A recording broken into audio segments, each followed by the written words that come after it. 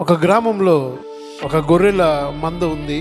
సాయంకాలం అయినప్పుడు ఆ గొర్రెల మందలోంచి దారి తప్పిపోయి అరణ్య మార్గంలోనికి అడవిలోనికి వెళ్ళిపోయిందంట. బాగా సంధ్యవేళ అవుతుంది, చీకటి పడుతుంది. ఈ గొర్రెకు ఎటు వేళలో దారి తెలియట్లేదు, సతమవుతుంది. తన ఇల్లు మర్చిపోయింది.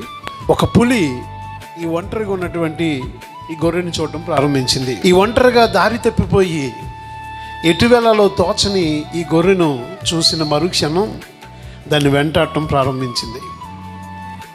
తన ప్రాణాన్ని రక్షించుకోవాలని ఈ గొర్రె అతి వేగంగా పరిగెడుతుంది. దానికి ఎటు పరిగెడుతుందో దానికి తెలియదు. దానికి కొత్త ప్రాంతం. ఎటు తప్పించుకోవాలో దానికి తెలియదు. అది కొత్త ప్రదేశం. తను ఎన్నడూ చూడని దారుల్లో అది పరిగెట్టి వెళ్ళిపోతున్న తరుణంలో అమాంతంగా ఒక ఊబిలోని చిక్కుబడిపోయి దాన్ని తరుముకుంటూ వచ్చినటువంటి ఆ పులి కూడా అదే వేగంతో వచ్చి అదే ఊబిలో చిక్కుపోయింది. రెండు ఆమె దూరంలో ముఖముఖాలు చూసుకుంటూ ఆ సమయంలో పులి వంక చూసి చాలా దీనంగా, చాలా హేళనగా దాని వంక చూసి, నువ్వు నన్ను ఏం చేస్తావు అన్నట్టు చూసింది.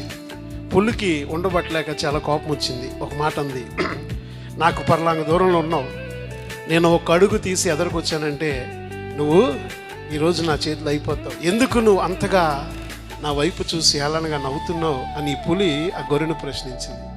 దానికి పగలబడి నవ్వుతున్నటువంటి ఆ గొర్రె పిల్ల ఇచ్చిన సమాధానం, నేను పుట్టింది ఈ అడవిలో కాదు, నేను పెరుగుతుంది ఈ అడవిలో కాదు. నాకంటూ ఒక ఇల్లు ఉంది, నాకంటూ ఒక మంద ఉంది. ఆ మందలోంచి నేను దారి తప్పిపోయి ఈరోజు అడవిలోనికి వచ్చాను. నన్ను పెంచే నా గొర్రెల కాపరి ఒకడు ఉంటాడు. సాయంకాలం అవగానే నా మంద దగ్గరికి వెళ్తాడు, లెక్క చూస్తాడు.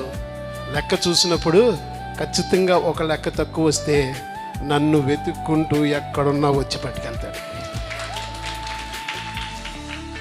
నీకెవరున్నారు అని అడిగిందంట.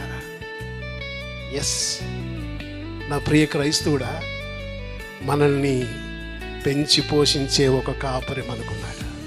సైతానుడు ఎంతగా మనల్ని వెంటాడినా, ఎంతగా మనల్ని తరుగుతున్నా, ఏ గమ్యము లేని నిరాశాయ స్థితిలో, ఎటు వెళ్ళాలో తోచని మార్గంలో, ఎటు చూసిన అపాయం, ఎటు చూసిన కష్టాలు, ఎటు చూసిన కన్నీరు, ఎటు చూసిన వేదనని క్రైస్తవుడు నిరుత్సాహపడిపోతూ ఎటు వెళ్ళాలో అన్న తెలియని పరిస్థితుల్లో నిన్ను చూసి అపవాది నవ్వుతుంటే నువ్వు గర్వించవలసింది ఏంటో తెలుసా?